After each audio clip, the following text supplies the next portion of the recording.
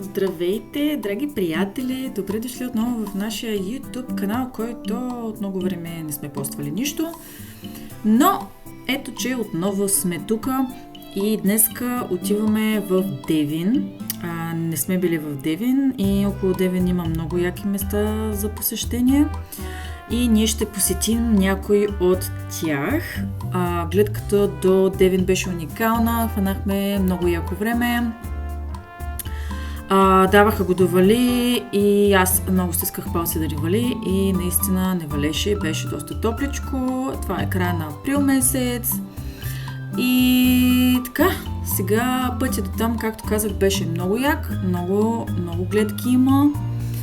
И като стигнахме в Девин, искам да похваля ресторант Вероника, който те също мислят, че дават и стаи под наем и са като хотел ли, не съм сигурна. Но ресторанчето им работеше, тъй като ние отидахме по Великден и всеки си празнуваше вкъщи и ние сигурно бяхме единствените, които бяхме навънка на ресторант. Ето тук започва нашето първо пътешествие за деня. Решихме да отидем до екопътека Строилица и да посетим Самодилското пръскало, което е... Не съм сигурна. Сега имахме някакъв дебат, че най-голямото в Родопите, но аз мисля, че може би е второто по големина, дълго, доста голям водопад и аз исках да го посетим, защото пролета е най-добре да се посещават водопади. Аз много обичам и тук искам да ви кажа, че от началото на екопътеката до самия водопад се отклоняваш от екопътеката и вървиш, се катериш нагоре евентуално 10 минутки. Не е толкова трудно, наистина много е подходящо за начинаещи и гледката определено си заслужава. Наистина беше много красиво.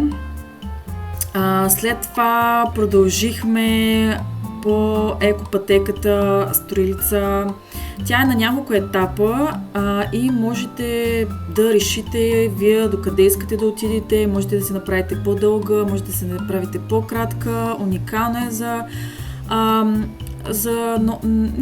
хора, които са новаци като нас в хайкинга, тъй като ние няма да катера Еверест. Но наистина е приятна разходката, защото ги има ето тези дървени мостчета около реката под скалите, които са уникално красиви, гледки ви отварят. И аз много се радвам, че тук нямаше толкова много хора, защото по самата екопътека имаше доста хора, които отиваха и се връщаха. Определено деня беше за разходки. Но аз много се радвам, че успяхме да хванем спокоен момент точно тук, за да мога да заснема малко от тази част и не исках да има навалица. Много беше хубаво. На мен много ми изглежда готино мястото за рафтинг и много ми се прииска да отида някъде на рафтинг, тъй като не съм била. И може би в някакъв момент със сигурност и това ще направим.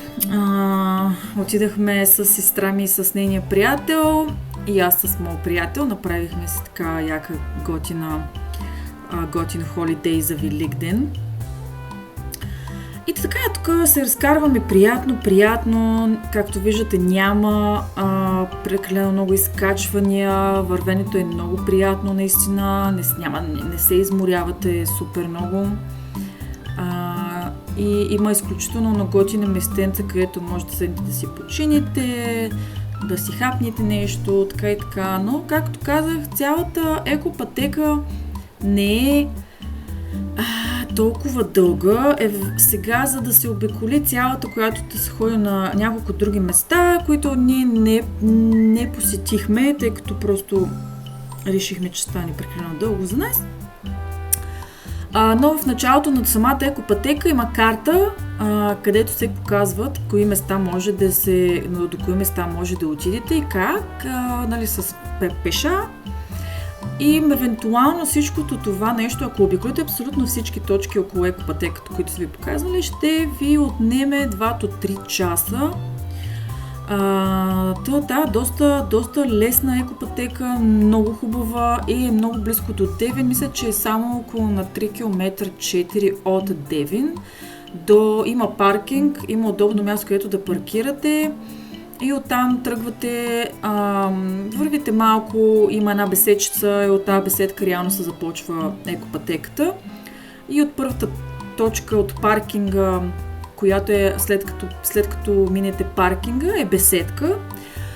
И оттам веднага вдясно, като почнете да се изкачвате нагоре, е самодишката прескала. Така че той е в началото, което е хубаво, защото той е единственото, където бая... Не че е единственото, но е една от нещата, които има бая за изкачване.